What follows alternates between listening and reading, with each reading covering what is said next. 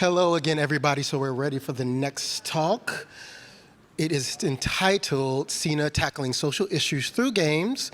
I'll read about it as always. Homophobia in Korea, in Korean church communities, has been a serious issue in Korean society. Game designer Jisoo Lim explains how she brought this issue into the game, Sena, especially through her own experiences in the Korean church. And to read about her biography a little bit as well, too. Jisoo Lim is a media artist. She is interested in catching common social phenomenon from small groups of human society, such as the Christian community, researching mechanics of certain phenomenon through psychological and social-scientific approaches, as shown through the media-based work that she does. Please welcome her to the stage, okay?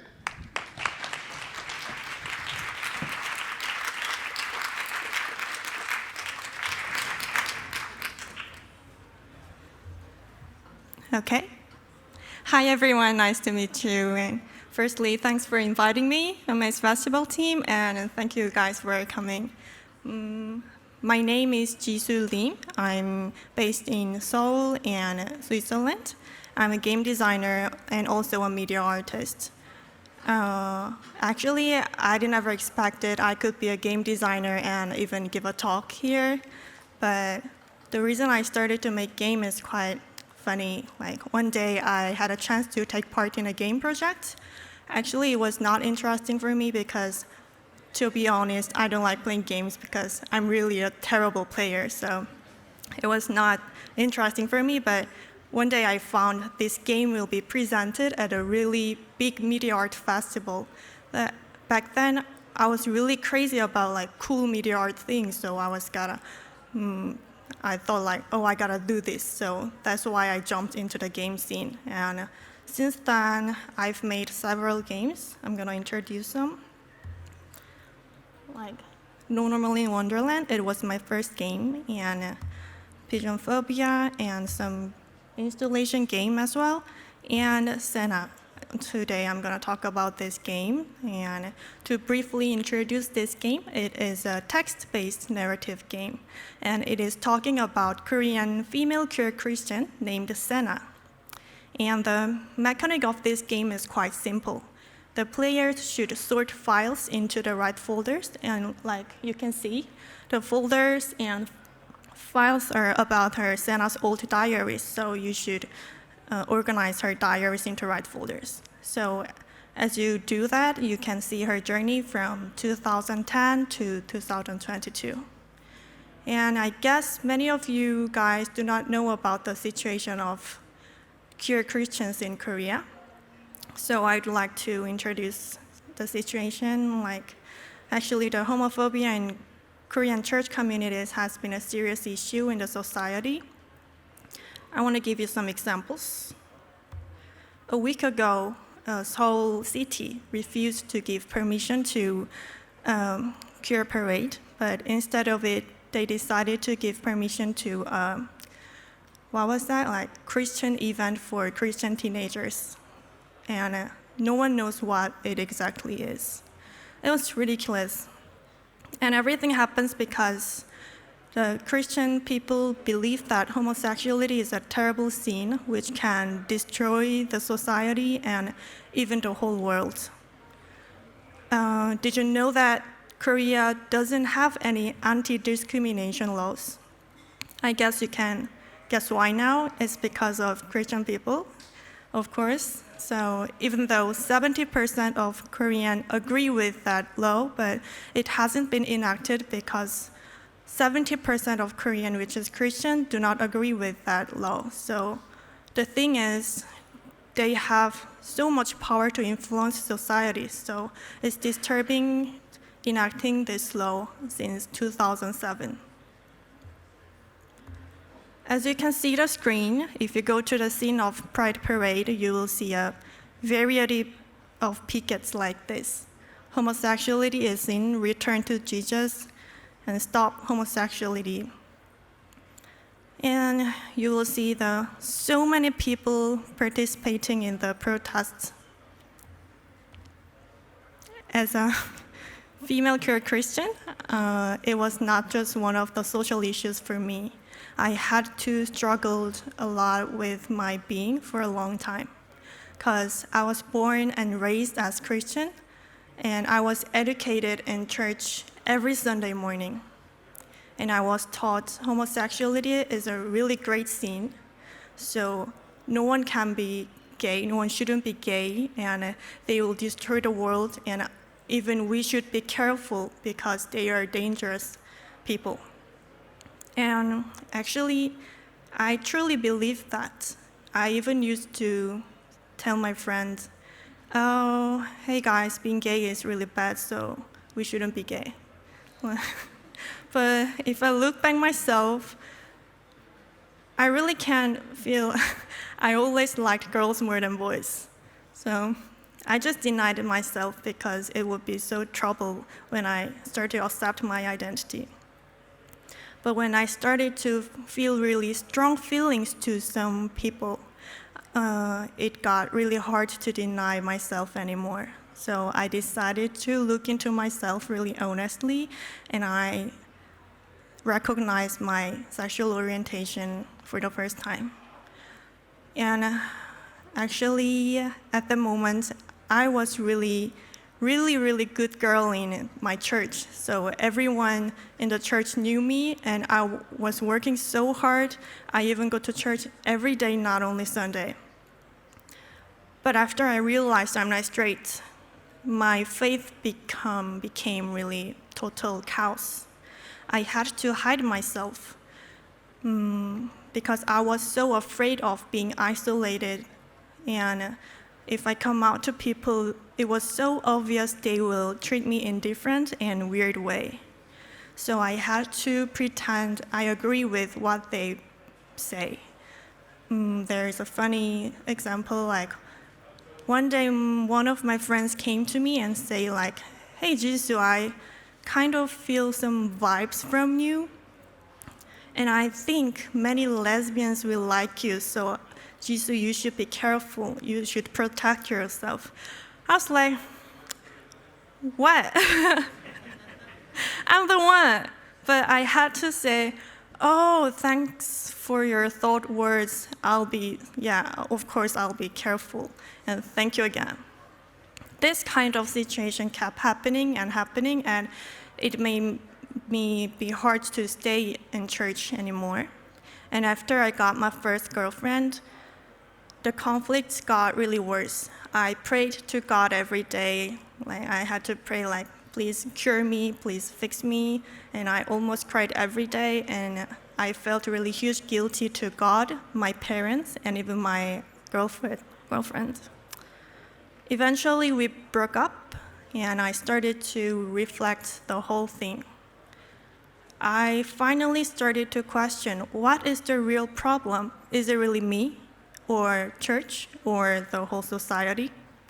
Since then, I started to read many books and did some art projects and tried to find some queer Christians in communities. And I found really many people are queer in church communities, and it's just they are not visible. So I decided to do something which can make us visible. That's why I started to make games, Sena.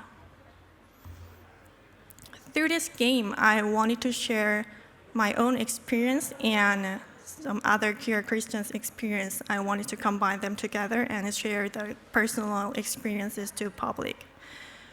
I did a small presentation of this game before I make it, and one of my professors told me I should consider some people who do not agree with homosexuality because I can make them uncomfortable.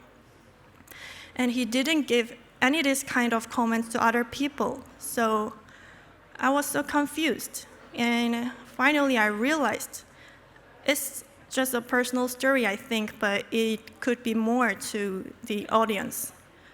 It could influence people's mind and even can have a social impact.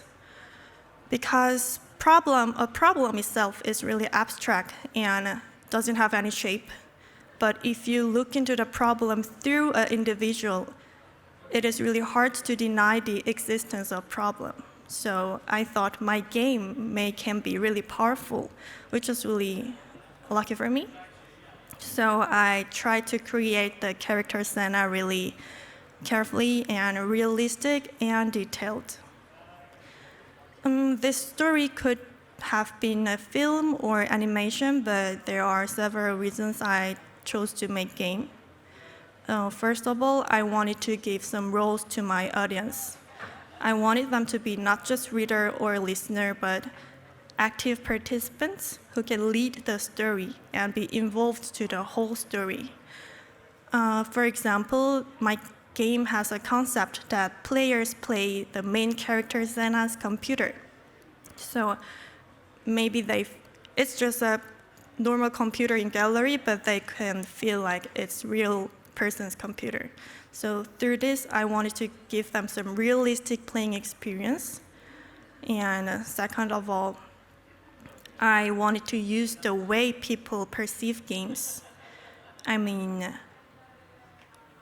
before playing games, the first thing people do is searching for rules, which means they are really willing to accept the rules created by game. And in case of Sena, since it's really sensitive topic in Korea, so it was really important to make people at least start to read the story. So I found people accept different point of view when they are playing game easily. So by doing this, they expect games will give them some exciting experiences. So they are willing to accept some different point of view with what they have. So that's why I chose to make games. And to talk about the story, the game is mainly talking about Sena's inner conflict. But I wanted to show this conflict is not just inner conflict, but also conflict between individual and the whole society. I wanted my players to realize this and rethink about the society. And I believe that's what my work and I should do for the audience. And actually, this game means a lot to me as well. I spent much time for research before I make this game. For example, I conducted a survey for Christians, and I gave one of the questions was, do you believe that homosexuality is a sin? And surprisingly, almost 50% of people said no, and only 28% people said yes. It was quite different with my understanding. But on the other hand, when I gave a question, have you ever struggled with your identity, accepting your identity? And no one said no, but 100% of pure Christians said yes. They had really severe inner conflict. And through this survey, I could see the problem in another perspective. Like, I started to think about what is the real problem, and I got a result like maybe this is because the leaders in Christian group have too much power and make people cannot freely talk about what they really think. So I wanted to make people to raise their voices, and I hoped Sena could be one of the voices.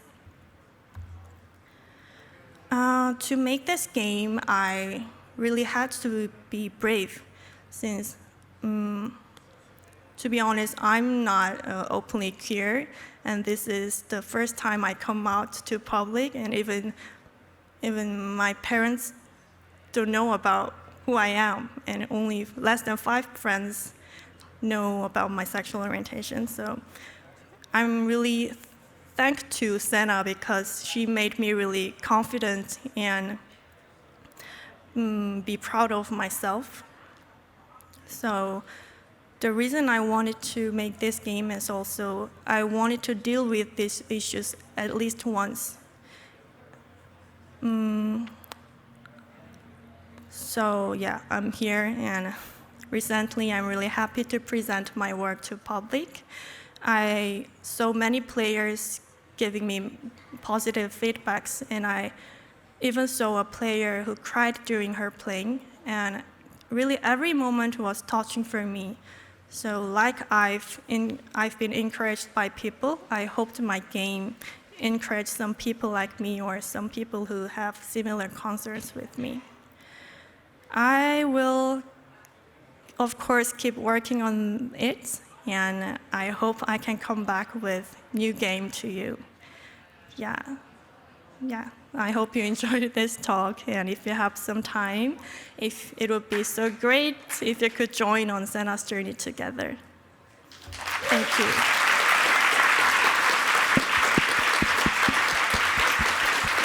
Let's give her a big round of applause, y'all. It took a lot of bravery to do that.